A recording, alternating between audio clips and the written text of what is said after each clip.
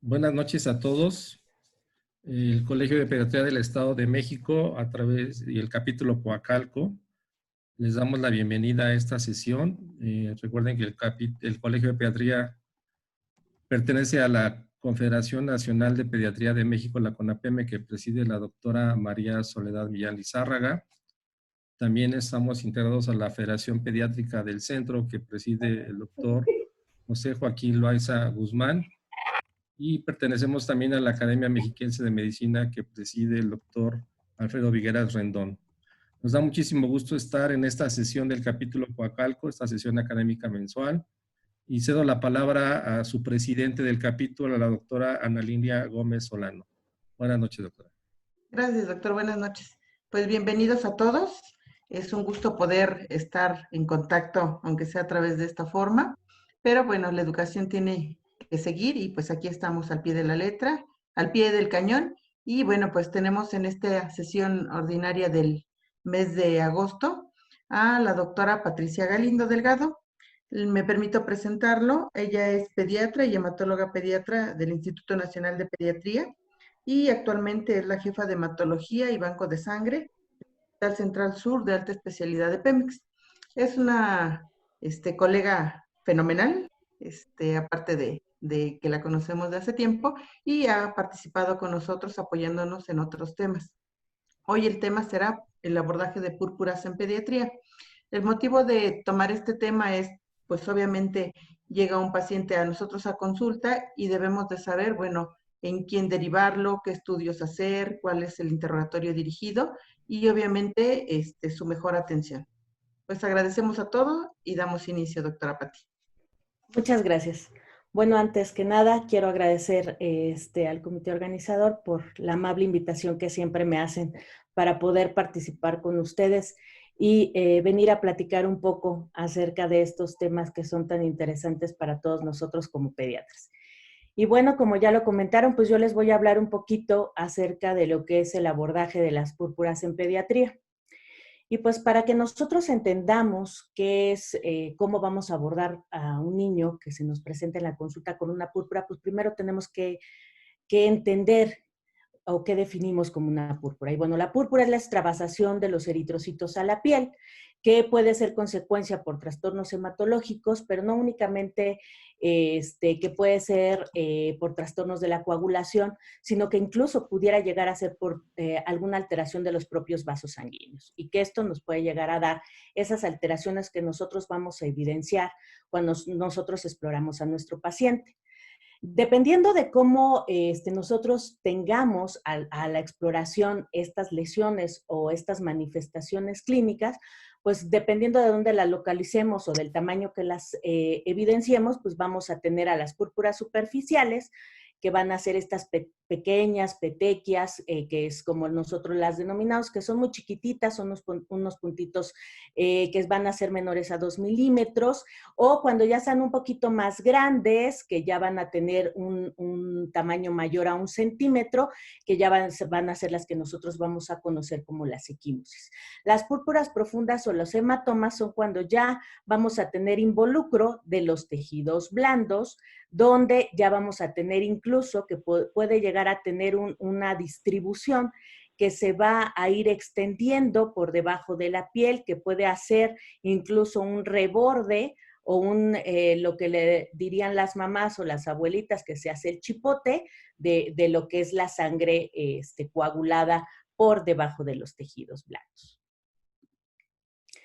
Generalmente, si nosotros estamos viendo una lesión que es muy reciente, que es un sangrado muy reciente, casi siempre de forma inicial tiene un rojo intenso o un rojo violáceo.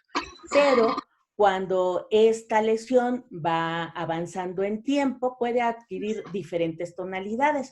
Y esto también nos puede orientar para saber cuánto tiempo este pacientito ha iniciado o cuánto tiempo más o menos nos puede orientar que ya ha tenido el antecedente de haber empezado con estas lesiones, ya que puede empezar desde este rojo intenso, violáceo, moradito, hasta adquirir tonalidades que van desde el verde, el cafecito, el amarillito, hasta que ya casi empieza a ser del color cafecito o ya casi del color de la piel, ¿no? Y esto, obviamente, ese color ya marroncito, que ya asemeja mucho nuestro color de la gran mayoría de nosotros de la pielecita morenita, que es por el depósito de hemosiderina. Si obviamente esta coloración pues es por la extravasación de los hematíes que ya vimos y que va a acompañarse de precisamente una lesión en el vaso sanguíneo que puede llegar a ser, como les decía, al inicio, no solamente por alteración hematológica, sino incluso también por alteración del propio vaso sanguíneo que puede ser secundario a una vasculitis, puede llegar a ser incluso acompañarse de una alteración que nosotros podemos incluso palpar, ¿sí? Que esto, como lo iremos viendo en el transcurso de nuestra plática más adelante, nos va a poder ayudar también a poder diferenciar y que nosotros podamos encauzar hacia una probable etiología de estas lesiones purpúricas que pueda presentar nuestro paciente. Si nosotros tenemos un paciente con púrpura, pues nosotros podemos ver que puede deberse a muchas causas. Pero nosotros sabemos que en el niño con púrpura, una de las principales alteraciones que se van a presentar son las alteraciones hematológicas. Y dentro de las alteraciones hematológicas, las alteraciones plaquetarias van a ser de las alteraciones con mucho más frecuencia. De hecho, una de las alteraciones más frecuentes después de las anemias, y me refiero a las alteraciones hematológicas que causan que nos lleven a los pacientitos, a nosotros los hematólogos, como una causa frecuente de consulta de especialidad, es precisamente estas alteraciones. ¿Y por qué se van a llevar a cabo estas alteraciones? Bueno, pues puede ser por diversas causas. Una, pues porque estas alteraciones en las plaquetas pueda deberse a la disminución en la producción y que esta puede deberse a que sea por alteraciones congénitas, como puede ser en el síndrome de Wiskott-Aldrich, a una trombocitopenia megacariocítica, que son afortunadamente bastante raras, pero que las tenemos que tener en cuenta.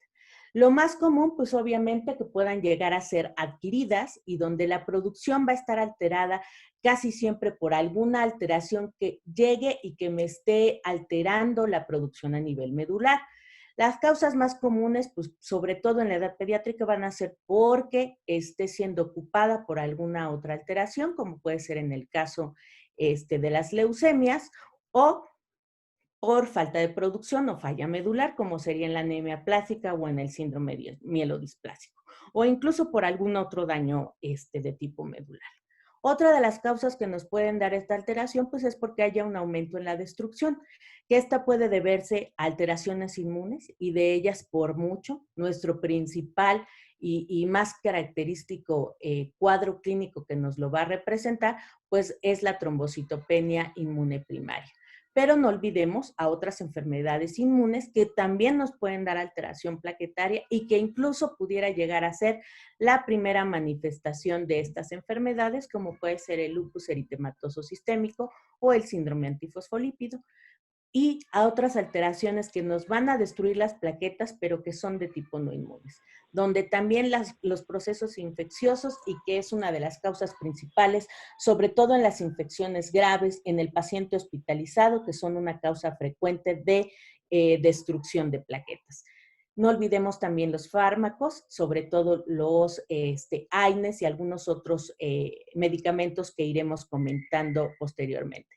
Y las alteraciones microangiopáticas, como pudiera ser el SHU o la trombocitopenia trombótica, que también puede llegar a darnos destrucción de las plaquetas, o la alteración de la función plaquetaria, que también es sumamente poco frecuente. Esta es bastante rara, muy poco frecuente que nosotros la lleguemos a encontrar de una forma común en la consulta pediátrica, pero que no debemos de olvidarla porque forma parte de nuestro diagnóstico diferencial cuando nos llega un paciente a nuestra consulta con problemas de púrpura y tenemos que tenerlas en cuenta. y algunas otras adquiridas que si bien no forman parte de una forma dirigida de modo esencial, pues también tenemos que tenerla en cuenta. Sobre todo, ¿por qué? Porque ya tenemos más patologías y no lo olvidemos, donde ya tenemos otras ciertas alteraciones, hepatopatías. Y dentro de las hepatopatías tenemos que tomar en cuenta el paciente que ya tenemos con obesidad. Recordemos que tenemos un alto índice de pacientes pediátricos obesos, donde ya tenemos la presencia del hígado graso y que también ya vamos a tener una serie de alteraciones, incluidas la trombocitopenia secundaria a esta. Entonces, tenemos que tenerlo en cuenta. Alteraciones vasculares que puede llegar a ser mediadas por inmunocomplejos, que aquí ya no es directamente relacionada a una disminución de plaquetas. Recordemos lo que les decía inicialmente. La púrpura puede ser por alteraciones hematológicas, donde la principal característica son las alteraciones plaquetarias que acabamos de mencionar hace un momento, y las otras que pueden ser por alteraciones vasculares, que las principales que vamos a revisar en este momento va a ser la púrpura de Henoch-Schönlein como su principal patología que vamos a revisar el día de hoy, y algunas otras que son por alteraciones de factores de coagulación, como son las hereditarias, que es la enfermedad de von Willebrand, o algunas otras deficiencias de factores que pueden llegar a ser incluso tanto hereditarias como la deficiencia de factor 5, deficiencia de factor 7, o las adquiridas como puede ser la CID en pacientes que se encuentran gravemente enfermos, en terapia intensiva, o que presentan inhibidores por alguna otra situación, ya sea también en pacientes gravemente enfermos o incluso en pacientes hemofílicos que adquieren la presencia de inhibidores y que pueden llegar a presentar púrpuras como parte de una manifestación por la presencia de inhibidores al factor que se les ha estado administrando por su padecimiento de base. Y entonces nosotros, ¿qué tenemos que tomar en cuenta cuando estamos teniendo en nuestra consulta a un paciente pediátrico que nos llega con manifestaciones de sangrado, que nos llega con estas manifestaciones a piel, donde nos dice la mamá, y esto es bien característico: fíjese, doctor, que yo vi a mi niño que empezaba con estos moretones, pero no le di importancia, porque pues yo pensaba que se pegaba, pues sí traía unos 2, 3 moretoncitos en las piernas, pero pues me llama la atención que de unos 2 días para acá, pues ya no se le quitan, ya tiene muchos y ya no nada más son en las piernas. La característica, el por qué los niños los empiezan a llevar a consulta, es porque estas manifestaciones de púrpura a piel suelen ser ya cada vez más importantes, ya suelen ser en un área que abarca una parte más importante de la economía de la piel del niño, donde ya no únicamente está únicamente en las extremidades, suele ser que ya empiezan a presentar manifestaciones purpúricas, ya sea en abdomen, en tórax, o incluso ya pueden llegar a tener manifestaciones purpúricas, ya sea a la región facial, incluso a la región de párpado. Y esto es lo que más les alarma y es por lo que generalmente nos los llevan. Entonces, ¿qué es lo que tenemos que hacer? Pues obviamente lo que ya sabemos y tenemos bien conscientes todos. Tenemos que empezar por una historia clínica detallada, buscar antecedentes, si ha estado en contacto con algún tóxico, qué ha tenido ese paciente, ¿sí? Si ha tenido recientemente algún proceso infeccioso, si ha ingerido algún medicamento, si ha tenido algún otro síntoma o síntomas adicionales, si ha presentado fiebre, si ha presentado dolor articular, si ha presentado dolor abdominal, si ha tenido sangrado por evacuaciones o algún otro sitio de sangrado. Si hay antecedentes en la familia que haya tenido previamente datos de sangrado, algún antecedente de cáncer, antecedentes de enfermedades autoinmunes, o todos estos datos que pudieran irnos encaminando hacia la probabilidad diagnóstica de este niño. Y obviamente muy, muy importante, pues es la exploración física. ¿Por qué? Porque la exploración física que nosotros hagamos con nuestro paciente, pues nos va a poder determinar cuál es la severidad del sangrado que va presentando. Y así poder determinar qué es lo que podemos esperar. Esta diapositiva que les pongo a continuación es únicamente para que ustedes vean en relación a las diapositivas previas que les había comentado, de los medicamentos o agentes que son más comúnmente asociados a trombocitopenia, porque muchos de ellos los utilizamos de forma, ya sea de forma hospitalaria o incluso en el consultorio, como son antibióticos, como son anticonvulsivantes, e incluso que en esta diapositiva no vienen, pero incluso son los AINES, que también son muy comúnmente utilizados y que nos pueden provocar trombocitomía. Por ejemplo, el ibuprofeno, que lo usamos mucho para manejar la fiebre en los pacientes pediátricos y nos puede provocar trombocitopenia.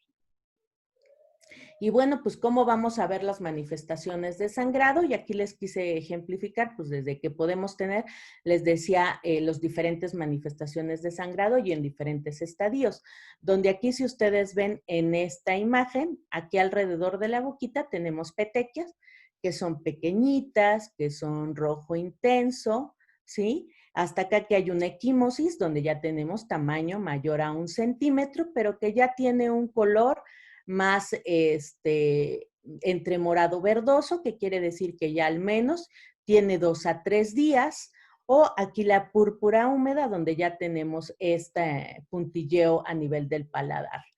O esta característica de esta púrpura, que es en extremidades, que conocemos como púrpura en este pantalón, ¿no?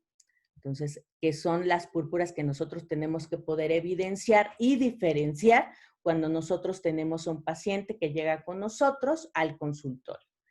Y dependiendo de cómo llegue con nosotros el pacientito y los hallazgos que nosotros hayamos tenido en la exploración física, cuáles son los exámenes de laboratorio de forma general que nos pueden orientar a tener una mejor valoración inicial. Y entonces, de forma general, y esto lo estoy hablando primero como de forma general, pues nosotros tenemos que evaluar la biometría hemática. ¿Por qué? Porque esta nos va a hablar de la cuenta plaquetaria, ¿sí? Con la biometría hemática, aquí vamos a evaluar primero, cuenta plaquetaria, ¿está normal o es anormal?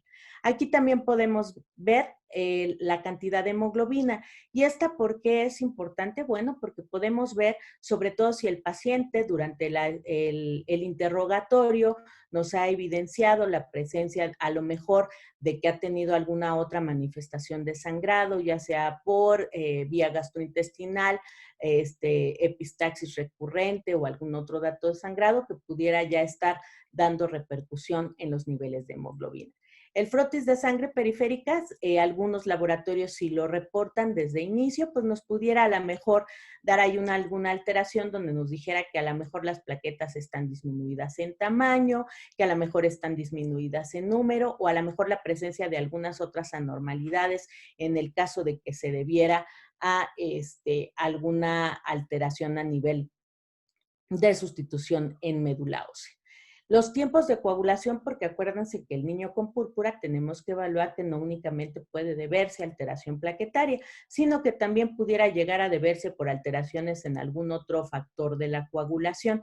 Entonces, por eso también es muy importante que nosotros dentro de nuestra evaluación inicial, pues también pidamos los tiempos de coagulación, el tiempo de protrombina y el tiempo de tromboplastina parcial. Y ya estudios especiales, estos los pediremos, incluso lo dejaría yo y por eso se los pongo acá abajo y en un cuadro más grande, porque esto ya dependerá de los estudios primarios que ustedes hayan solicitado, de los resultados que hayan encontrado y de la referencia que ustedes hagan al médico especialista para ver qué estudios de forma dirigida tendrían que realizarse dependiendo de los hallazgos que se hayan encontrado en el paciente. Y bueno, pasemos ya a lo que es uno de los cuadros característicos de la púrpura en el paciente pediátrico, que es la trombocitopenia inmune primaria.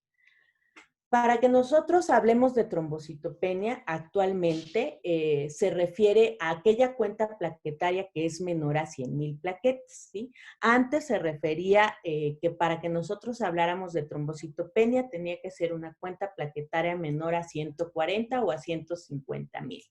Actualmente, el grupo mundial del estudio de la trombocitopenia, así como el español y el europeo, se hicieron el consenso y se definió como que ya trombocitopenia debería de ser cuando la cuenta plaquetaria estuviera menor a 100,000, porque obviamente pues, se ha visto y está bien identificado, definido, que el paciente que aunque tenga una cuenta por debajo de los 150,000, pero por arriba de los 100,000, no va a tener un sangrado que vaya a ser mayor o significativo en relación a un paciente que tiene 150,000 plaquetas o mayor. Por eso, la definición actual de trombocitopenia es aquella cuenta plaquetaria menor a 100. La trombocitopenia inmune, obviamente, pues es aquella que se refiere a un desorden que es caracterizado porque la disminución de esta cuenta plaquetaria pues se debe a que esta destrucción de las plaquetitas está mediada por anticuerpos o que incluso esta producción está limitada por parte de los megacariocitos a nivel de médula ósea y que esta no producción por megacariocitos también está mediada por sistema inmune. ¿Esto qué quiere decir? Que tanto la alteración inmunológica o los está destruyendo a nivel periférico, directamente a la plaqueta que ya está, que ya se produjo en la médula ósea y salió a la periferia, o que incluso está siendo destruida por una reacción inmune dentro de la médula ósea y directamente atacando al megacariocito. Y en el paciente pediátrico, pues obviamente ocurre igualito que en los adultos. Es una enfermedad que va a tener 3 picos de presentación, por eso la vamos a ver tanto en el paciente pediátrico como en el paciente adulto, siendo su mayor pico en el niño, pero también vamos a tener pico en el adulto joven y en los adultos mayores. Actualmente la Sociedad Americana de Hematología publicó sus guías para diagnóstico y tratamiento en el 2010 y en el 2011 e incluso en el 2018 y que sacó en el Congreso Americano de Hematología del 2019 la última actualización, que en realidad no varió mucho, nada más incluyó una modificación en relación al tratamiento, que fue en realidad lo único más importante que cambió, pero lo que se había hecho en esta guía que se hizo en estos años fue porque se volvió a redefinir la clasificación de la definición más la clasificación en relación a temporalidad o clasificación de cronicidad. Y lo que les comentaba también, el Grupo Internacional del Trabajo de la Trombocitopenia Inmune, pues obviamente también se dedicó a que todos estandarizáramos las definiciones, la terminología y por lo tanto también que definiéramos cuáles eran los estudios que deberíamos de hacer en un paciente que se le daba el diagnóstico de una trombocitopenia inmune y cuál debería de ser el tratamiento de una forma estandarizada para todos estos pacientes. Y dentro de todas estas estandarizaciones de clasificación, pues está también el clasificarla como primaria, donde es aquella trombocitopenia donde no tenemos una causa previa, donde no podemos asociarla a ninguna otra enfermedad y donde empieza el paciente a tener esta respuesta inmune alterada, donde hay esta destrucción de plaquetas por una respuesta acelerada, una respuesta incontrolada que produce la destrucción plaquetaria por los 2 mecanismos que les comenté. O la secundaria, donde vamos a tener precisamente una destrucción de la plaqueta, pero que puede estar mediada ya sea de forma inmune o no, y que puede asociarse a otra enfermedad que la pueda estar provocando. Se dice que la incidencia mundial de la trombocitopenia inmune en niños es más o menos de 1.9 hasta 6.4, dependiendo del país. Incluso, por ejemplo, en México se refiere que a pesar de que nosotros tenemos un registro, nosotros estamos cerca del 6.4%. Y en el paciente pediátrico la crónica es muy bajita, alrededor del 0.5%. En los adultos generalmente es un poquito más frecuente que es la presentación crónica, sea su presentación primaria, por así decirlo, y la presentación aguda es mucho menos frecuente. Como les decía, casi en México no tenemos un número exacto, tenemos un subregistro. Mucho de lo que tenemos en México no estamos muy acostumbrados a publicar.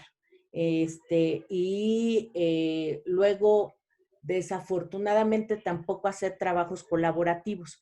Entonces, eso no ha permitido que podamos conocer, y no nada más de esta, de muchas enfermedades, la verdadera incidencia y prevalencia de muchas de estas enfermedades. Pero bueno, la prevalencia estimada en México es de alrededor de 9.5 por cada 100,000. Y esto les estoy hablando, fíjense, de lo último que tenemos publicado aquí en México es del 2005. Casi siempre, y esto también ya lo hemos repetido en múltiples foros y lo hemos insistido mucho, y por eso también la importancia del interrogatorio, es que generalmente, y una de las constantes que se presenta en el paciente pediátrico que presenta la trombocitopenia inmune primaria, es que generalmente cuando ustedes interrogan, estos niños presentaron algún proceso infeccioso, casi siempre de 14 a 21 días previos a la aparición de los primeros datos de púrpura o los primeros datos de sangrado que presenta el niño. A diferencia del adulto, que generalmente o no tienen este antecedente o se relaciona con alguna otra manifestación o ingesta de medicamentos, ¿sí? El adulto joven casi no presenta tampoco estas alteraciones, pero también no olvidemos que tanto en el paciente pediátrico, alrededor del 10 al 15%, podemos no encontrar la causa, y hasta un 20% en los adultos jóvenes y adolescentes. Actualmente se ha empezado a conocer un poquito más de cuál es precisamente esta alteración inmune que provoca que estas plaquetas tengan esta alteración y que esta respuesta inmune se ve alterada, y el por qué se destruyen las plaquetas, como les decía, tanto en la periferia como a nivel de lo que es la médula ósea. Y este esquema es nada más para enseñarles un poquito lo que es el ciclo vital de las plaquetas. Y bueno, en médula ósea tenemos lo que son los megacariocitos, que son los productores de las plaquetitas. Una vez que maduran, el megacariocito rompe su citoplasma, que cuando se rompe su citoplasma es lo que produce la plaquetita. La plaquetita sale a la sangre periférica. Cuando sale a la sangre periférica, tiene en su membrana el ácido ciálico, que pues lo tiene durante toda su vida, vida útil. Una vez que va envejeciendo, esta va perdiendo el ácido ciálico, es detectada que pierde el ácido ciálico, envejece y pues ya se la detecta los macrófagos a nivel del vaso, se envejecen, las destruye y ya, ese es su ciclo vital normal. Cuando viene la respuesta inmune alterada, que veremos más adelante, esto se detecta, viene el sistema inmune y se pega a esta celulita que pierde el ácido ciálico y se desencadena esta respuesta inmune alterada que va a atacar tanto en la periferia como a nivel de la médula ósea. Por ejemplo, esta se puede llevar a cabo por dos mecanismos, tanto por las células B como por las células T. Y entonces el macrófago, que les decía, pues detecta a la plaquetita por una respuesta inmune anormal, desencadenada generalmente por una infección viral en el paciente pediátrico, donde lo que detecta es una alteración. Acuérdense que la célula, el macrófago actúa como una célula presentadora de antígeno, que lo que hace es estimula al linfocito T ayudador, que va a estimular a la célula dendrítica y al linfocito T regulador, que va a ayudar a presentarlo a la célula B, que a su vez, por medio de la expresión hacia la célula plasmática, pues va a seguir produciendo autoanticuerpos que pues van a ayudar a que se siga produciendo la desciacilación de la membrana de la plaqueta, que es lo que hace que se envejezca, que se produzca la apoptosis y que pues siga el ciclo vicioso por el mecanismo de la célula B. Pero no únicamente se expresa la respuesta anormal inmunológica por medio de las células B, sino que también se ha descrito que también lo va a hacer directamente la célula T. Lo mismo, el macrófago actúa como una célula presentadora de antígeno.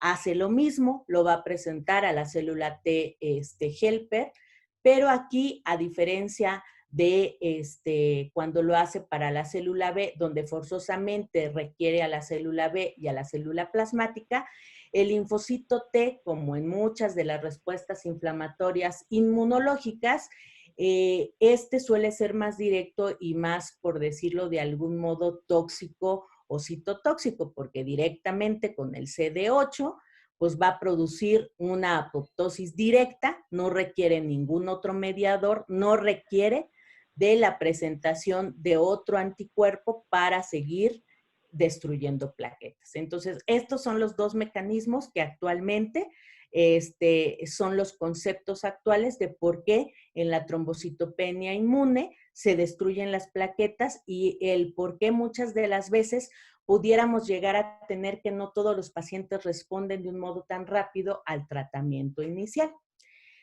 ¿Y esto por qué se ha visto? Bueno, sabemos, y por eso les decía, que generalmente vamos a tener la exposición a un agente infeccioso. Ya sabemos, sobre todo en el paciente pediátrico, que 2 a 3 semanas previas vamos a tener la exposición a un agente que casi siempre va a ser un agente viral y que lo que va a hacer, pues va a hacer que haya una pérdida de la tolerancia inmune y que va a provocar la producción de autoanticuerpos. Pero no únicamente va a pasar esto.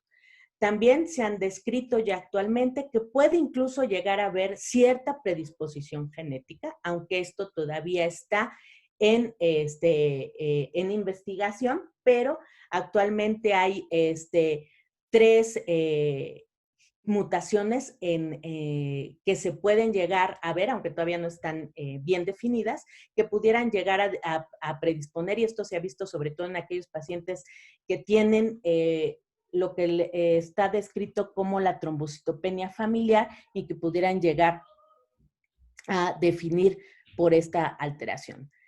También toda esta autoinmunidad y la alteración del estado inmune que puede llegar a darse precisamente por una mimética molecular. Y esto se explica porque lo que han descubierto precisamente estos investigadores de esta respuesta inmune, que precisamente esta infección y que por eso el que vean que quien más lo realiza son los virus, es que el virus tiene la capacidad de convertirse en un agente o en un estímulo mimético que lo que hace es precisamente ante el sistema inmune va a provocar una respuesta acelerada y alterada del sistema inmune que va a provocar esta autoinmunidad, que va a provocar una respuesta inflamatoria y que lo que va a hacer es precisamente tener una respuesta exponencial de una respuesta inmune alterada, que lo que va a provocar es una alteración con una destrucción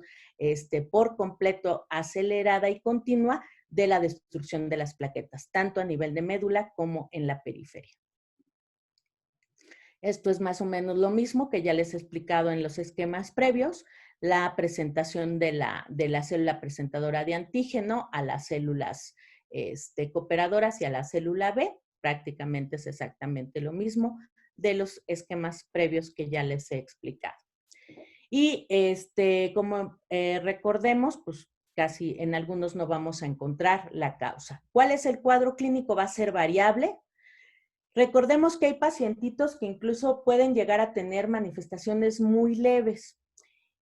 Vamos a tener pacientes que a lo mejor nada más tienen petequias muy pequeñas Recuerdo un pacientito que por lo que lo llevaron, no crean que era porque tenían estas manifestaciones que les comentaba inicialmente o como les han llegado a ustedes, que les decía que empiezan con petequias y equimosis que cada vez van siendo más notorias, sino que pueden llegar a ser muy sutiles. Por ejemplo, uno de los pacientitos que me llegó a la consulta fue porque tuvo un periodo de tos y un cuadro de vías aéreas superiores y resulta que empezó con un puntilleo petequial después del acceso de tos en todos los ojitos, ¿no? Y si ustedes recuerdan, pues tampoco eso es poco frecuente. Si tenemos un acceso de tos, de un acceso importante, tampoco es poco frecuente que nos salgan petequias. De hecho, nos pueden salir petequias. Pero lo que le llamaba la atención a la mamá es que dice, pues sí le habían salido antes, pero como que siento que ahorita es un poquito más. Y en realidad era un pequeñito muy blanquito y sí se le veían sus petequias, pero tampoco era algo sumamente aparatoso. Finalmente, siempre hay que tener cuidado si la mamá le llama la atención y sobre todo que ya les ha tenido el antecedente que ella ya lo ha visto antes, pero nunca había sido en esa magnitud. Siempre les he dicho, nunca está de más. Una biometría hemática es un estudio muy sencillo y bastante económico en la mayoría de los sitios y muy accesible. Entonces, cuando le tomamos la biometría, pues resulta que sí tenía una trombocitopenia y fue un dato en ese paciente en particular muy sutil, ¿no? Pero también tenemos al paciente que va a llegar con las grandes manifestaciones de sangrado, donde ya llegan, como les decía, con estas grandes manifestaciones de sangrado, donde llegan incluso con periodos de epistaxis que suelen ser incluso incontrolables en los momentos y que incluso llegan a requerir de una atención en una sala de urgencias, ¿no? Entonces debemos de tomar en cuenta que podemos tener un abanico inmenso de una presentación de sangrado importante. También el paciente pediátrico, la manifestación de sangrado va a ser su pivote de presentación en las trombocitopenias, a diferencia de otras edades. Si nosotros valoramos la escala de sangrado en relación a lo que la Organización Mundial de la Salud define, pues nosotros vamos a definir al grado 0 cuando pues obviamente no hay ningún sangrado, grado 1 cuando solamente tenemos petequias, el grado 2 cuando llegamos a tener una hemorragia moderada, ¿qué quiere decir esto? Donde ya tenemos petequias y podemos llegar a tener equimosis de diferentes dimensiones, y podemos llegar a tener hematomas, pero que generalmente no van a tener limitaciones. La hemorragia grado 3 es cuando vamos a tener hematomas, pero donde ya tenemos sangrado a mucosas, sobre todo mucosa oral, o que ya podemos llegar a tener sangrado a sistema genitourinario. Y grado 4, donde ya tenemos un sangrado a sistema gastrointestinal que nos puede tener compromiso en la vida, o donde ya tenemos algún dato de sangrado a sistema nervioso central que también se considera que nos puede tener un compromiso vital. ¿Cómo vamos a hacer nosotros el diagnóstico? Pues el diagnóstico va a ser por exclusión. La historia clínica y la exploración física van a ser siempre quienes nos van a definir cuál va a ser nuestro camino a seguir. Los anticuerpos antiplaquetarios, incluso nosotros como hematólogos, como su frecuencia es poco común que la encontremos, es rarísimo que los lleguemos a solicitar. Afortunadamente para todos nosotros, incluyéndonos, pues la gran mayoría, como siempre lo comentamos, se van a curar con o sin ayuda del médico. Muy poquitos van a tener evolución hacia la cronicidad, alrededor de un 15 a un 20%.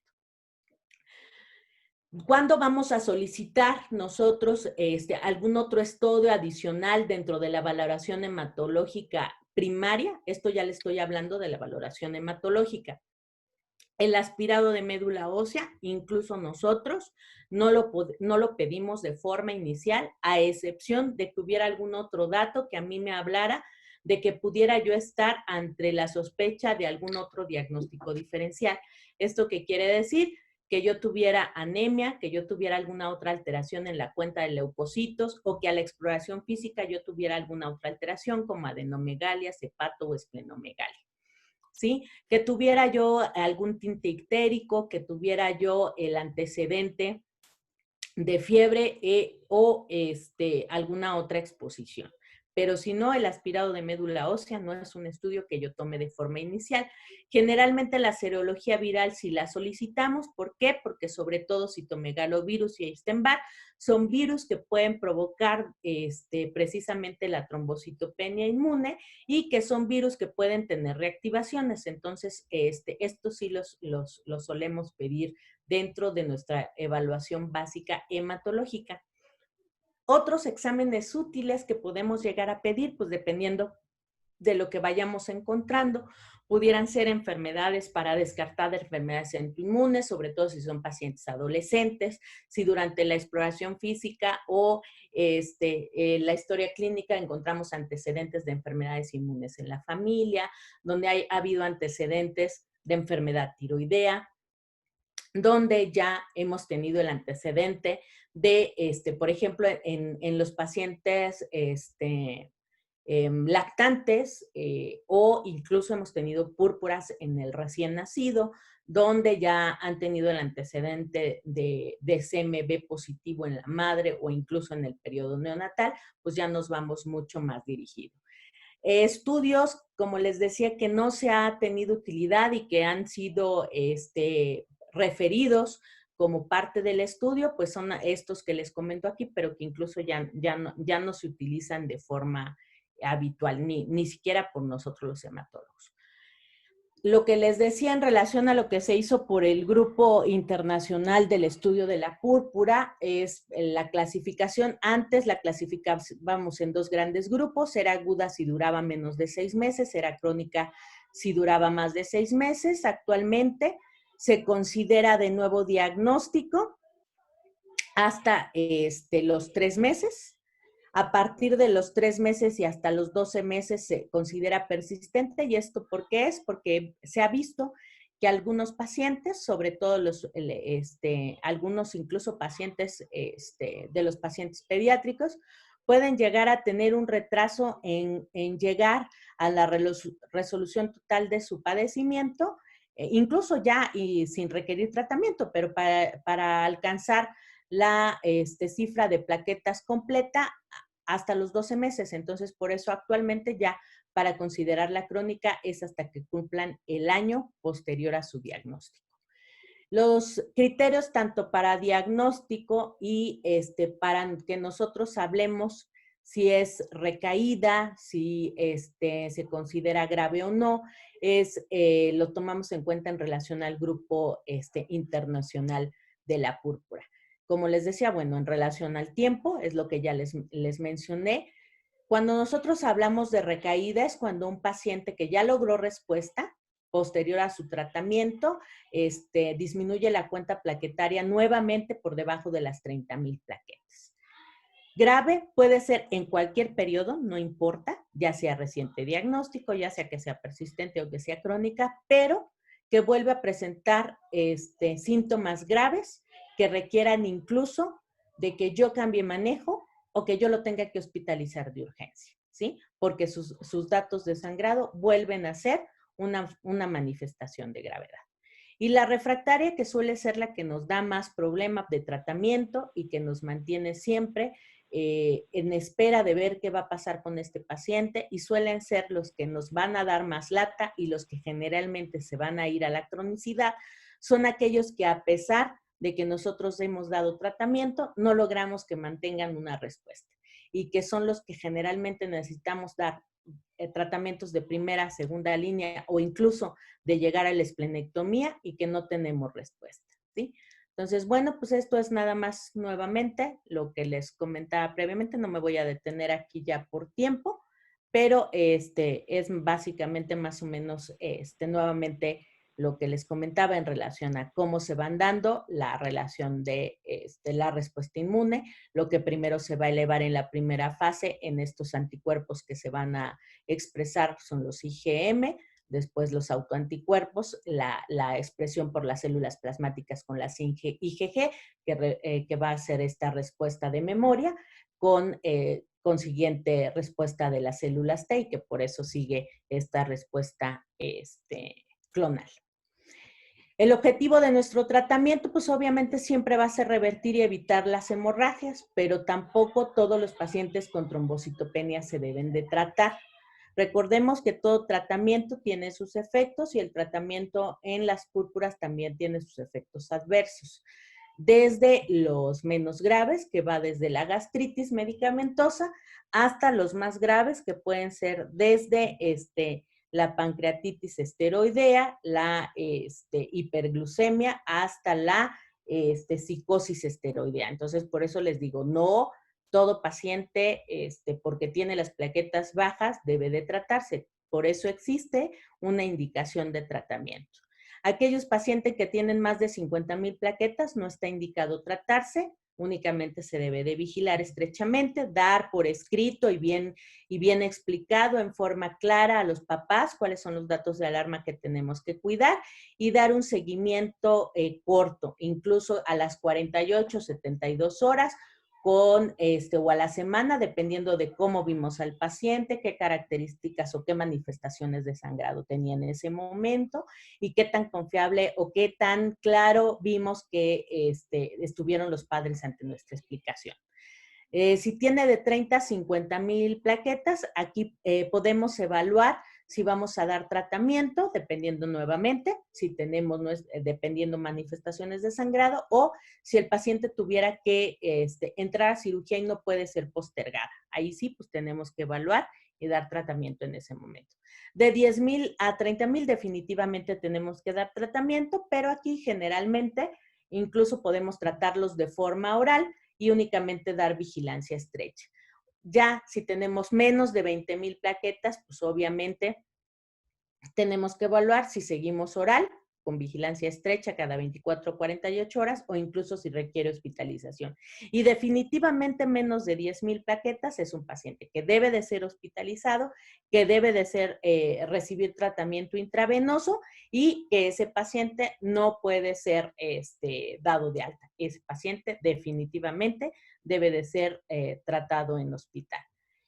Cuando nosotros queremos evaluar si la respuesta a nuestro tratamiento fue la adecuada, pues tenemos que tener una cuenta de plaquetas que al menos hayamos llegado a 100,000 o que al menos tengamos un incremento de plaqueta con una diferencia de al menos 7 días y que hayamos incrementado 2 veces por arriba de nuestra cuenta basal, ¿sí? O sea, ¿qué quiere decir? Que bueno, nosotros tomamos nuestras plaquetitas, tuvimos un incremento considerable que nos lo puede elevar, que esté por arriba de la cuenta de riesgo para un sangrado espontáneo. ¿Esto qué quiere decir? Pues que al menos esté por arriba de las 30,000 plaquetas, para que nosotros podamos evaluar, que lo podamos egresar del hospital, ¿sí? Obviamente, insisto, con seguimiento estrecho y donde podamos dar datos de alarma y seguimiento constante para estar al pendiente de cualquier eventualidad.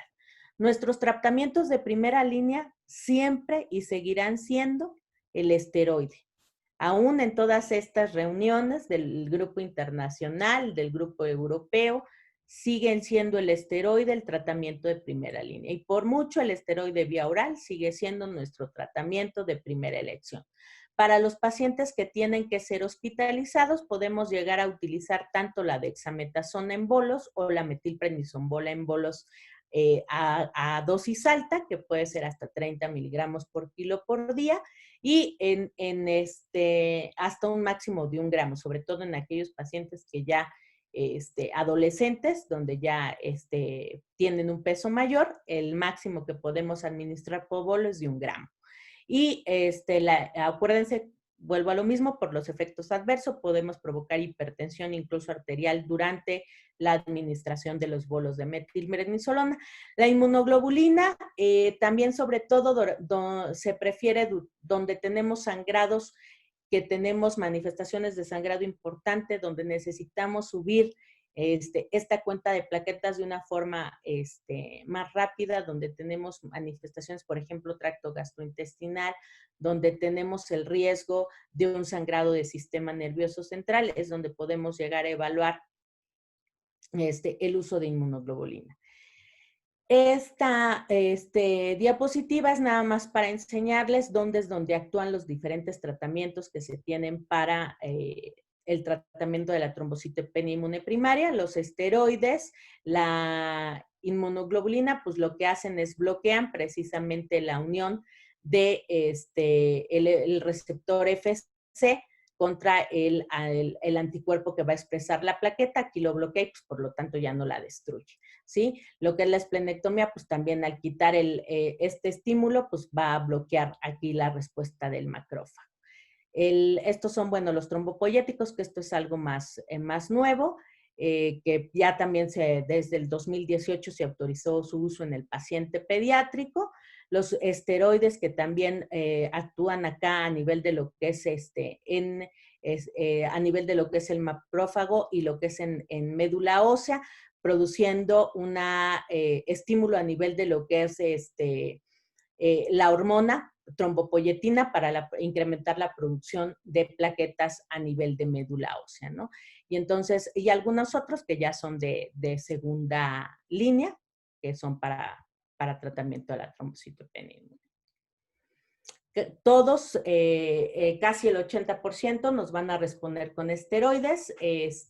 Como les decía, la inmunoglobulina la utilizamos sobre todo cuando tenemos manifestaciones de sangrado de riesgo o donde no tenemos una respuesta adecuada al uso de esteroides, porque tenemos pacientes que no nos van a responder esteroide. En estos pacientes sí tenemos que utilizar inmunoglobulina intravenosa, incluso concomitante como primera opción de tratamiento aunado el esteroide. Los que les decía, tratamientos de segunda línea, básicamente están encaminados a inmunosupresores y como les decía, algunos otros que son los trombopoyéticos, que son los medicamentos más, digámoslo así, más nuevos y que se han aprobado en el uso pediátrico. La otra de las púrpuras que más vemos con frecuencia en nuestra consulta pediátrica, pues es la púrpura de Henoch. La púrpura de Henoch, pues sabemos que es una vasculitis, aquí no es una alteración hematológica como tal, va a alterar frecuentemente a la población pediátrica, casi siempre entre al preescolar. Es el grupo etario más frecuentemente afectado, aunque no es exclusivamente de esta edad, y se refiere que tiene una incidencia de más o menos 10.2 por cada 100,000 por año. Casi siempre va a estar, como les decía, en preescolares, aunque también tiene otro piquito ahí en los escolares alrededor de los 6, 8 años, pero el pico principal va a estar dado en los preescolares. La fisiopatología, pues sabemos que va a ser por el complejo de inmunoglobulina IgA, que lo que pasa es que pues, se va a depositar en los pequeños vasos y que va a generar, obviamente, un daño a nivel endotelial, lo que va a producir la vasculitis, va a producir unos metabolitos que lo que van a producir son unas proteasas a nivel de los gránulos, que va a producir una respuesta a nivel de lo que son los leucocitos, que son los neutrófilos, que van a producir una reacción inflamatoria, va a haber liberación de la interleucina 6 y por lo tanto pues va a haber toda se va a desencadenar toda una respuesta inmune que pues lo que nos va a llevar es un daño, como les decía, a nivel endotelial, que lo que pase si es a piel, pues nos va a causar la vasculitis a nivel de piel, si es a riñón, pues y a nivel intestinal,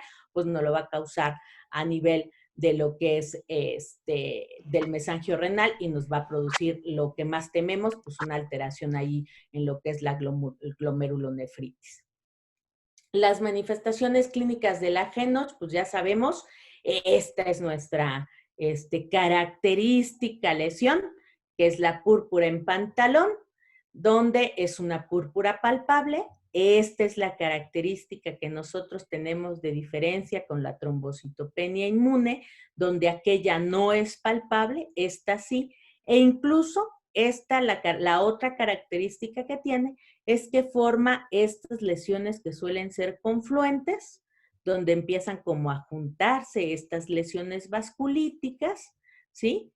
Que sobre todo lo empiezan a hacer más en extremidades, alrededor de la rodilla, alrededor de los tobillos, ¿sí? Alrededor aquí de los deditos, que puede llegar a acompañarse de artritis con dolor articular, puede haber flogosis, que puede acompañarse hasta un 60-65% de dolor abdominal y en algunos también puede acompañarse de alteraciones renales, ¿sí?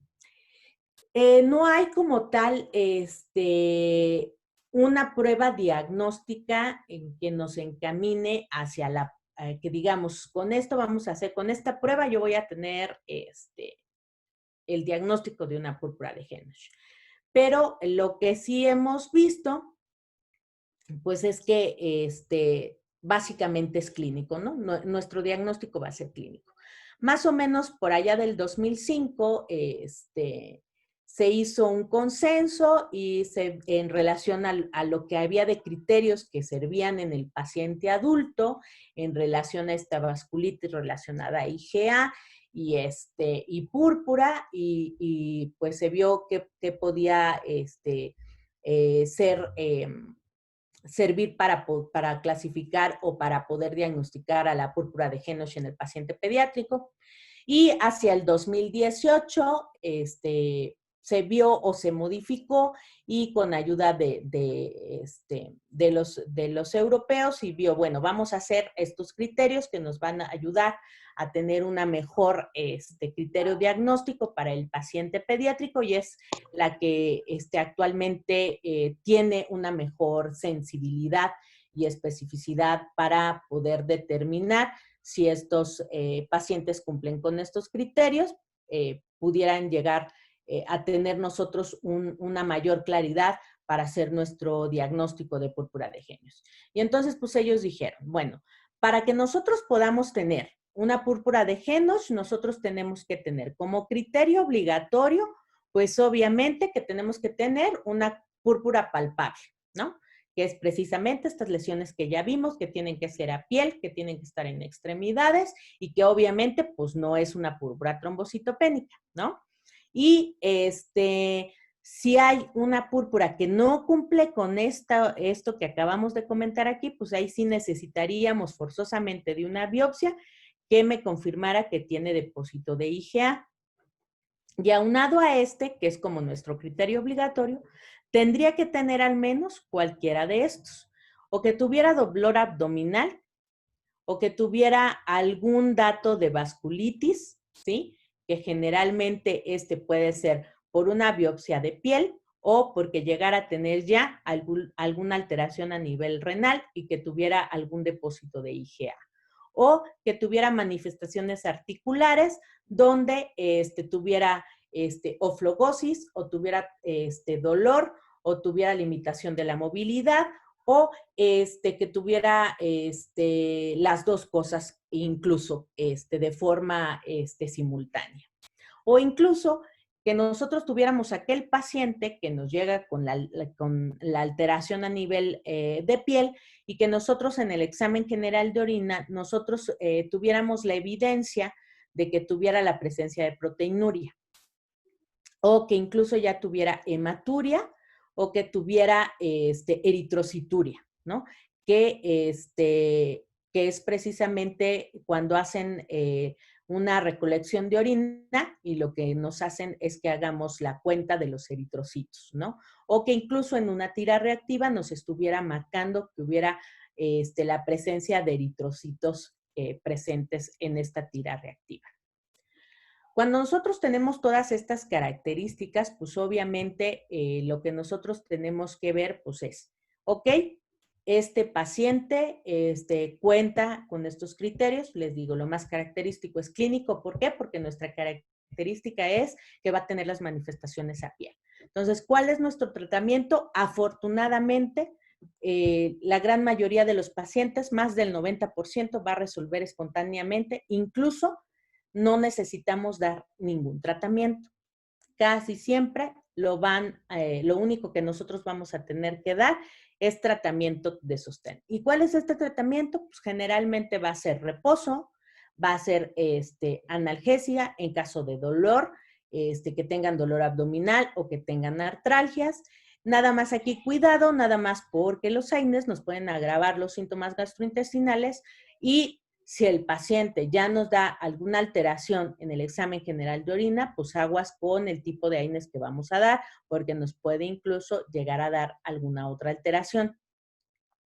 Pero generalmente con el puro reposo que nosotros les mandamos al niño, y otra cosa que luego también se nos olvida, recuerden que la púrpura de Henoch está relacionada a una alteración que es una vasculitis. Pero se ha visto, no sé por qué sale esa rayita, no sé por qué salió, perdón, se ha visto también que en algunos pacientes, hasta un 20% de los pacientes que se encuentran en estadio de resolución, con la ingesta de medicamentos alergénicos, pueden volver a exacerbar las manifestaciones clínicas. ¿Qué quiere decir esto? Que pueden volver a tener exacerbación de las lesiones a piel. Y recuerden que una de las manifestaciones que hacen que incluso tanto nosotros médicos como los papás de estos chiquitos se encuentren ansiosos, desesperados o incluso que hagan que puedan hasta terminar en manejo con esteroide sin necesitarlo, es precisamente por la exacerbación de las lesiones a piel. Y esa no es una indicación de inicio de esteroide. Entonces, nada más hay que explicarles bien y precisamente porque se ha visto que hasta el 20% de los pacientes puede presentar esta exacerbación de lesiones a piel, es que debe de indicárseles también como tratamiento de sostén que eviten alimentos alergénicos durante al menos 2 semanas, además del tratamiento con reposo, ¿sí? Es muy importante, incluso que tengan un poquito de calor local, sobre todo cuando tienen edema, incluso calor frío, eso también les ayuda muchísimo porque va a disminuir tanto el dolor como el edema y les va a ayudar con la movilidad. Y eso también va a disminuir mucho las manifestaciones articulares. ¿Cuándo vamos a hospitalizar un paciente con púrpura de Henoch? La verdad, el paciente de Henoch que llega a hospitalizarse está alrededor del 1%. Y únicamente va a ser cuando de verdad el dolor abdominal es intenso, donde tenemos manifestaciones de sangrado a nivel gastrointestinal o cuando tenemos un compromiso renal importante donde ya tenemos alteraciones que nos hablan de que empieza con datos de insuficiencia renal, donde ya tenemos elevación de la creatinina o donde ya tenemos elevación de azoados, que nos pudiera estar hablando de una glomerulonefritis. Y aquí es donde está indicado el uso de esteroides.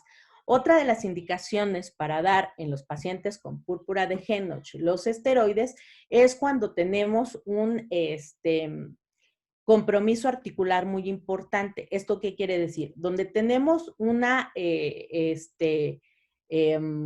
compromiso articular, sobre todo grandes articulaciones, rodillas, sobre todo rodillas y tobillos, pero sobre todo rodillas, donde tenemos un edema sumamente importante, donde tenemos una limitación sumamente importante a la extensión, a la flexión y donde no tenemos deambulación y donde el dolor es importante, ahí sí podemos incluso manejar una dosis bajita de esteroide que puede ser prednisona y que la podemos utilizar incluso nada más por una semanita y responden sumamente bien estos pacientes y continuar con los manejos de sostén que les comenté previamente.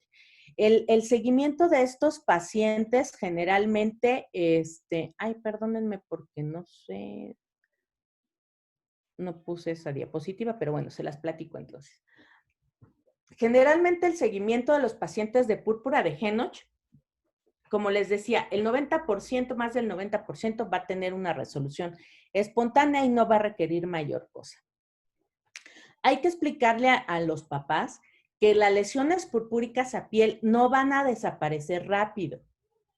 A pesar de que van a disminuir de intensidad, las lesiones, las manchas, les van a permanecer de 3 a 4 meses. E incluso hay niños que les llegan a durar para que se les desaparezcan por completo hasta 5 a 6 meses, ¿sí? Y que todavía durante esos primeros 6 meses y algunos hasta 2 años pueden llegar a tener exacerbaciones donde pueden llegar a tener nuevamente, digámoslo así para, como dicen las mamás, se les van a volver a prender y van a volver a tener otra vez esas lesiones vasculíticas en las extremidades nuevamente de forma importante. Por eso el que se les tenemos que explicar todo esto, ¿sí? Si vuelve a tener otra vez una reactivación de estas lesiones, estamos obligados a tomarles un examen general de orina. Si no tienen otra vez estas manifestaciones importantes, ni articulares ni a piel, lo único que hacemos es, lo vimos, le dimos su tratamiento, lo citamos a la semana, el paciente siguió bien, a la semana con examen general de orina, perdón, el paciente siguió bien, va con una buena evolución, las lesiones van en remisión, perfecto, lo citamos al mes, solamente con un examen general de orina, el paciente va muy bien, las lesiones siguen en remisión, eso es todo y le citamos en 3 meses ya sin general de orina, ¿sale? Paciente, lo citamos a la semana, van lentas la resolución de las lesiones en piel, tiene todavía cierta edema articular o cierta molestia articular. Acuérdense, aquí todavía la semana es con examen general de orina, al mes es con examen general de orina para verificar que no vaya a tener proteinuria o eritrocituria, ¿sí? Si al mes sigue con alteraciones todavía en piel y llega a tener alguna manifestación en el examen general de orina que marque proteinuria o que marque presencia de eritrocitos, ahí sí pídanle mejor una recolección de orina de 24 horas, pídanle una química sanguínea, ¿sí? Y si tienen esto alterado, refiéranlo al nefrólogo, porque acuérdense que aunque el 90% tiene una resolución favorable, llegamos a tener un pequeño porcentaje que puede tener una alteración a nivel renal y que son los pacientes que sí llegan a tener una alteración con una glomerulonefritis. Entonces, en estos pacientes o en los pacientes que llegan a tener eventos posteriores, que tuvieron una resolución inicial adecuada, pero que a los 3 meses llegan a tener nuevamente un evento tan aparatoso como el inicial y donde tienen algún cambio en su examen general de orina, donde pueden llegar a tener proteinuria o eritrocituria, en estos pacientes sí pidan un estudio de química sanguínea y una depuración de creatinina para que evalúen y refiéranlo con el nefrólogo, ¿sí? Porque estos pacientes son los que sí nos tienen que tener con la banderita en rojo para que no se nos vaya a ir uno de estos pacientes que pudiera llegar a tener sí una alteración, ¿sale? Pero les digo, hay pacientes que no tienen ninguna de estas alteraciones y como quiera pueden tener estas exacerbaciones durante el tiempo siguiente a su resolución y que solamente hacen estas reactivaciones a piel, ¿sale? Pero sí tenemos que tener cuidado en relación a el seguimiento que tenemos con los pacientes de púrpura de Henoch. Y bueno, este es nada más un algoritmo para cómo vamos a hacer nosotros el diagnóstico diferencial de la púrpura.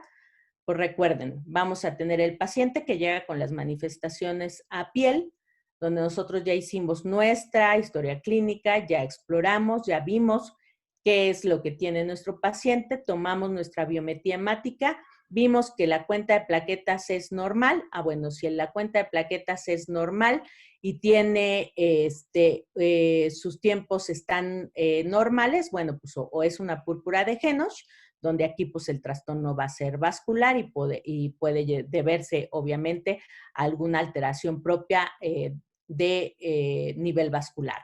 O tiene algún tiempo de hemorragia aumentado y aquí podemos buscar algunas otras causas, como se las comenté en las primeras diapositivas, como otras causas no plaquetarias, sino vasculíticas, que pudieran ser las causas menos frecuentes, pero que también pueden ser causas de la púrpura en el paciente pediátrico. La otra causa, hacemos nuestra biometría hemática y resulta que el paciente tiene trombocitopenia. Bueno, el paciente tiene trombocitopenia, pero por lo demás está sano. ¿Esto qué quiere decir? No hay fiebre, no tengo ningún otro dato de la exploración física, no hay hepato, no hay espleno, no hay edomegalias. Perfecto. Tiene plaquetas grandes y todo lo demás está normal. Bueno, pues lo más común, como les decía, es la causa. Yo creo que después de las anemias, una de las más comunes, pues seguramente es una trombocitopenia inmune. Ya después, pues como segundo lugar, es la inducida por fármacos mucho antes que esta. Y ya después la que ustedes gusten y manden de acá. Las plaquetas están normales, pero están chiquitas, pues podría deberse a alguna otra alteración de tipo genético, como también les había puesto en las primeras diapositivas, que pudieran ser las causas genéticas, ¿no?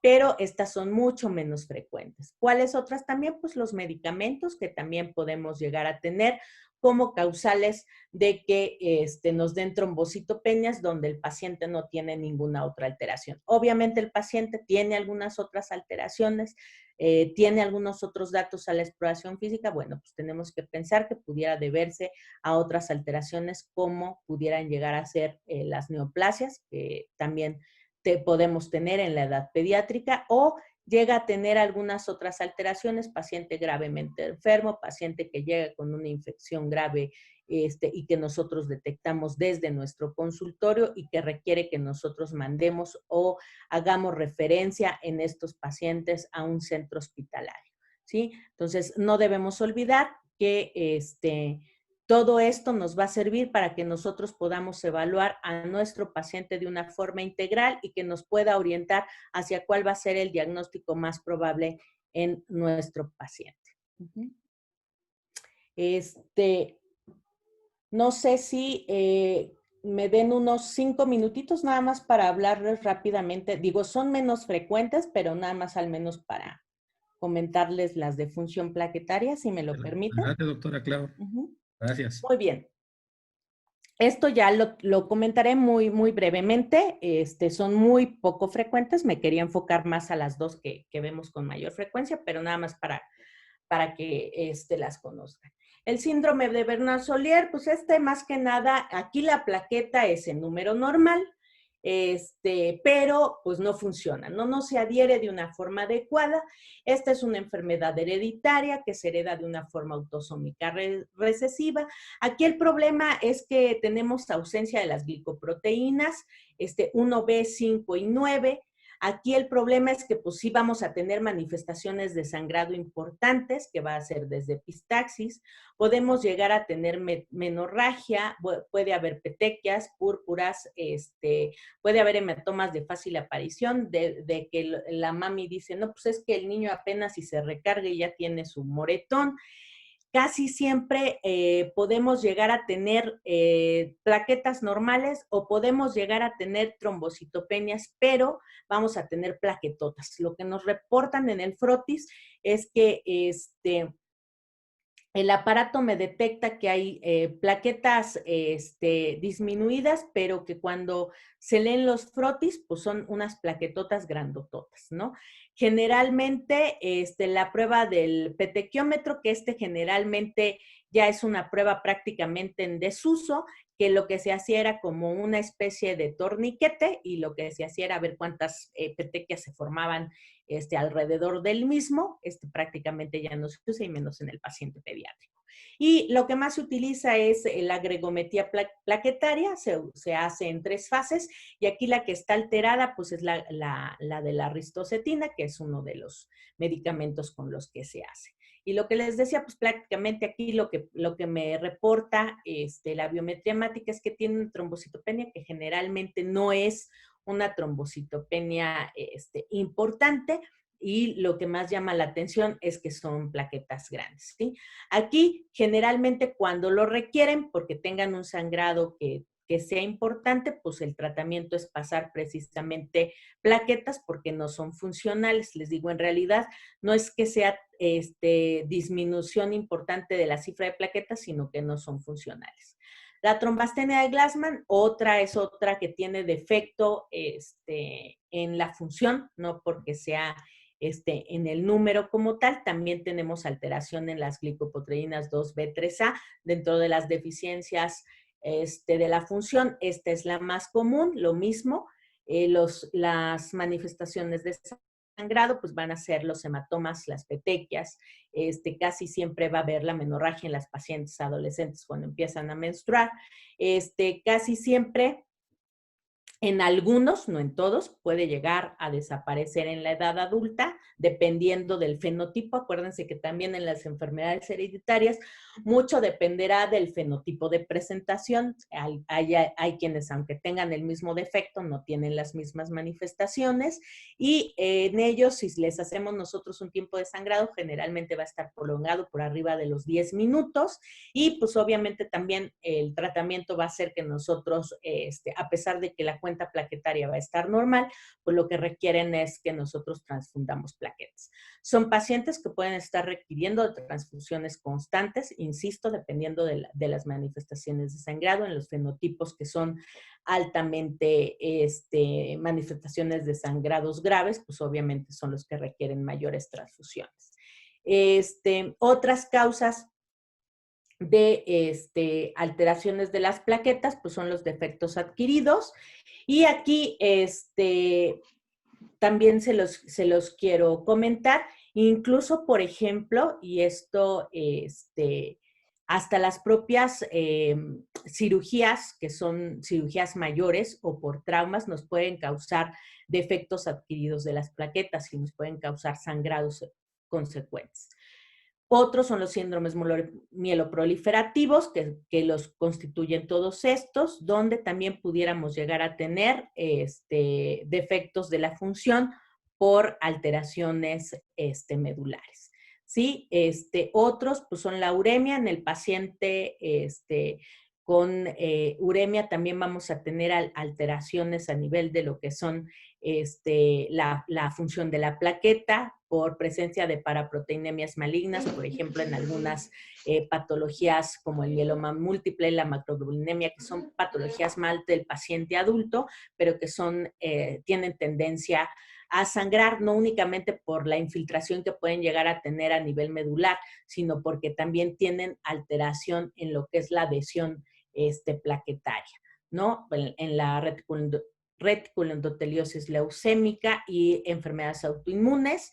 En las anemias, pero sobre todo por deficiencia de folatos o vitamina B12, sobre todo en los pacientes con deficiencias severas, y si bien esto se va a ver más en el adulto, no solo en el adulto.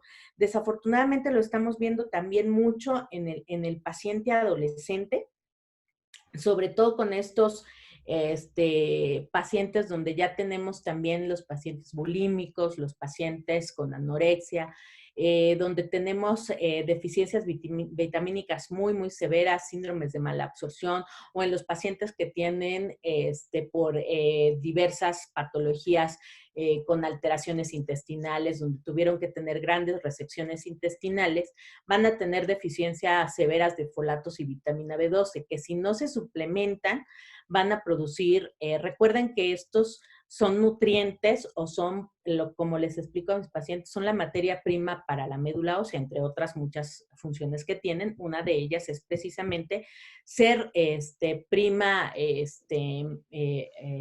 materia prima en médula ósea, ¿no? Entonces, si no tenemos la materia prima, pues obviamente no vamos a tener cómo producir células sanguíneas. Y dentro de ellas, pues obviamente van los eritrocitos, van los leucocitos y van las plaquetas. Tanto que he tenido pacientes que me llevan literal con pancitopenias severas y donde incluso, pues obviamente tenemos que ir a hacer el diagnóstico diferencial contra otras enfermedades que incluso pudiéramos pensar que pudieran ser o fallas medulares de otra estirpe o incluso hasta patología maligna, ¿no? Entonces, todo esto pues lo tenemos que ver. Bueno, como les decía, en estas últimas sí me fui muy rápido, son mucho menos frecuentes, pero pues sí quería comentárselas al menos de forma rápida, pues para que al menos las tuvieran así como de pasadita. Les digo, esa es mucho menos frecuente que ustedes las vean, pero pues para que al menos las tengan ahí presentes como parte de su abordaje diagnóstico. No sé si tengan alguna duda o pregunta o comentario. Dejo de compartir mi pantalla.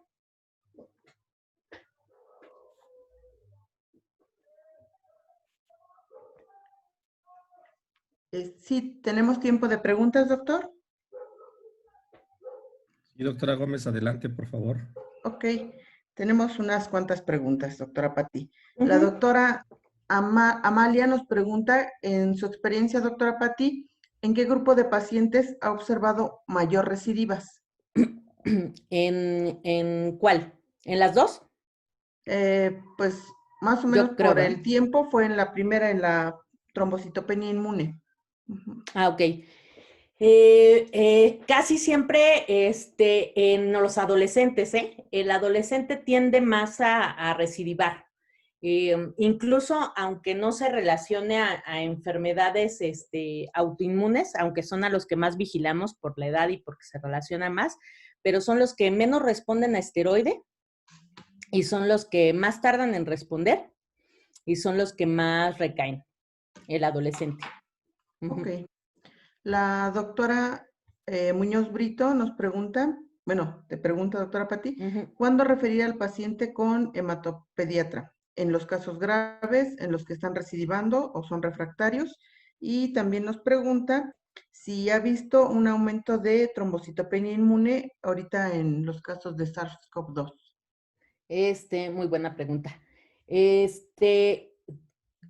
Por ejemplo, si a usted le llega y lo nota y tiene manifestaciones, como les decía, sí tiene una trombocitopenia, pero es una trombocitopenia que no requiere tratamiento, que usted la puede vigilar, que tiene por arriba de 50,000 plaquetas, esa ustedes la pueden manejar. Solamente, como les decía, vigilando datos de alarma, dándole un seguimiento. Si ve que va para abajo, refiérala.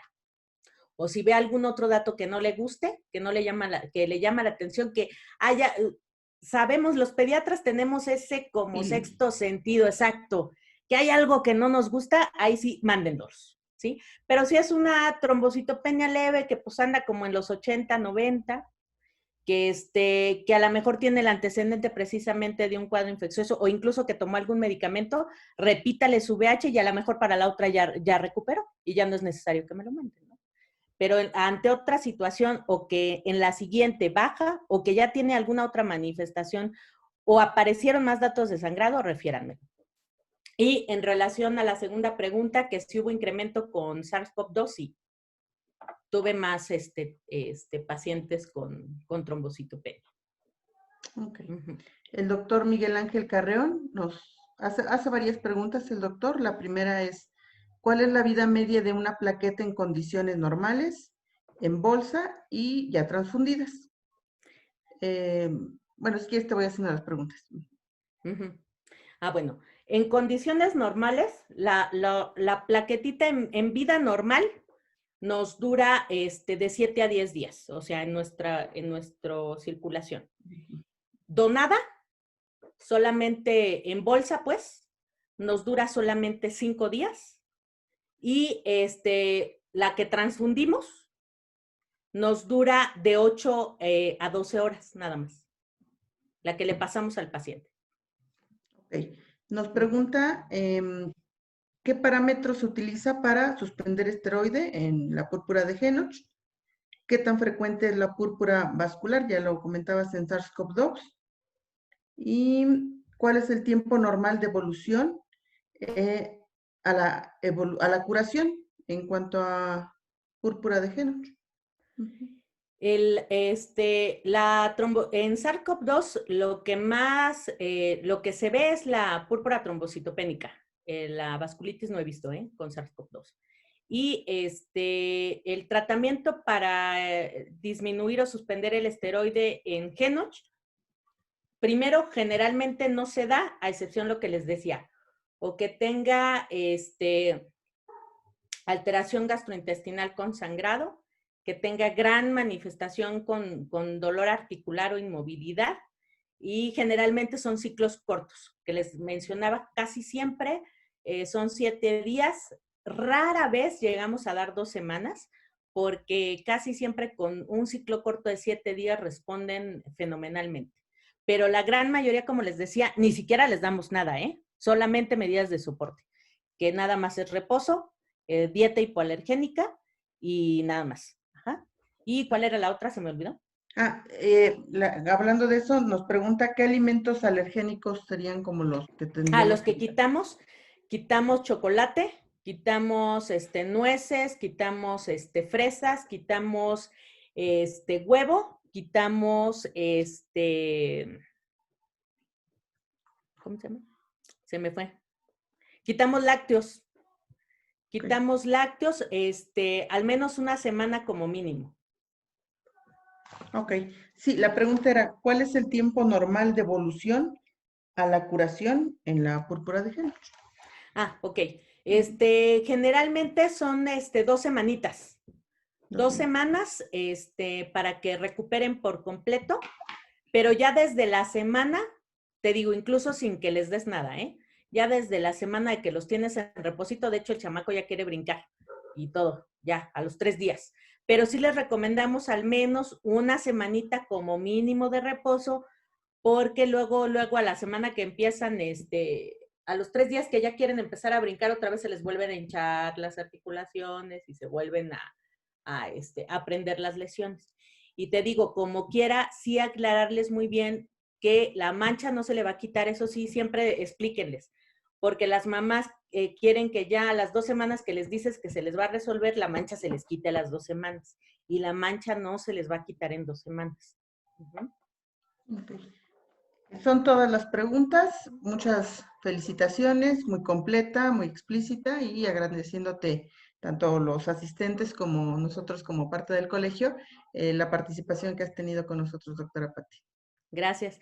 Como quiera, cualquier cosa, cualquier duda, mi correo, lo que se les ofrezca,